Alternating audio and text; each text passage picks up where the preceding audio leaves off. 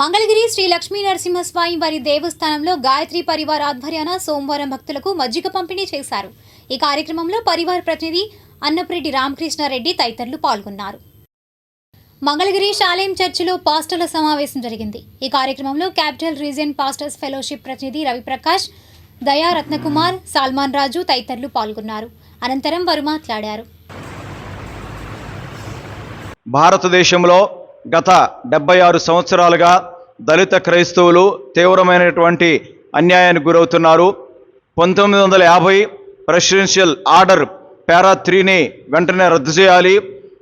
భారతదేశంలో కులాలకు మతాలకు చిచ్చు పెడుతూ ప్రభుత్వాలు పబ్బం గడుపుకున్నటువంటి దినాలు మనం జీవిస్తూ ఉన్నాం.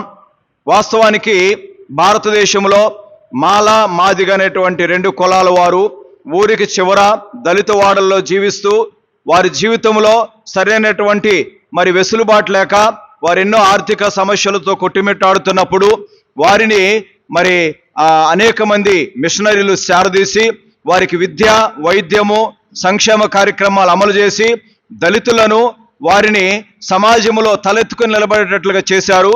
అయితే భారతదేశంలో కులానికి ఇవ్వాల్సినటువంటి రిజర్వేషన్ని కులానికి ఇవ్వకుండా మతాన్ని ఆపాదిస్తూ వీరు క్రైస్తవులు అనేటువంటి ఒకే ఒక్క కారణముతో రిజర్వేషన్లు రద్దు చేయటం అనేటువంటిది చాలా బాధాకరమైనటువంటి విషయం.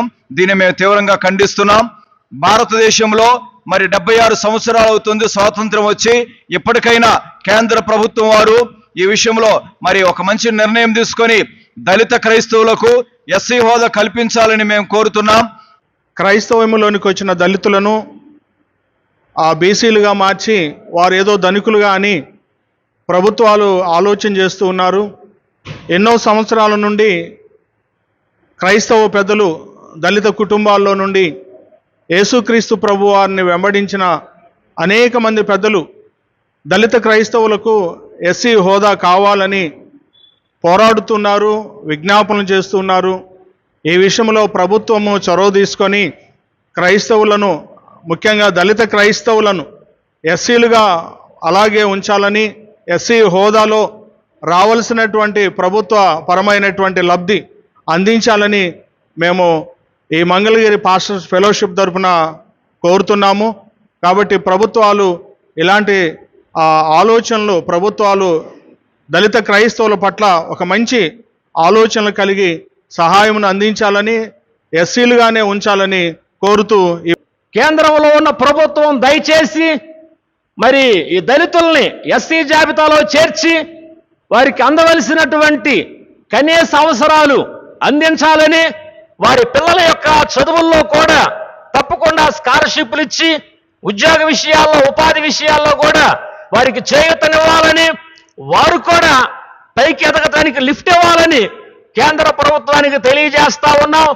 దళితుల పట్ల వారికి ఉన్నటువంటి వైఖరిని మార్చుకోవాలని, దళితులు కూడా ఈ స్వతంత్ర భారతావనిలో, ఈ లౌకిక రాజ్యంలో, ఈ సెక్యులర్ కంట్రీలో వారు కూడా ఒక భాగమని, క్రైస్తవుల ద్వారా విద్య, వైద్యం, సంక్షేమం అందినటువంటి పరిస్థితులు ఎన్నో ఉన్నాయి.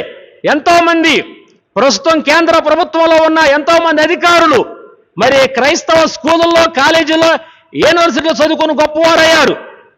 క్రైస్తవ్యంలో ఉన్నటువంటి ఈ దళితుల్ని మీరు ఐడెంటిఫై చేసి వాళ్ళకి ఎస్సీ హోదా కల్పించి వారిని కూడా సరైనటువంటి హోదా ఇచ్చి వారిని కూడా సమాన గౌరవం వాళ్ళకి అందించాలని ఈ ఫెలోషిప్ తరపున మేము కోరుతున్నాం. Thank you.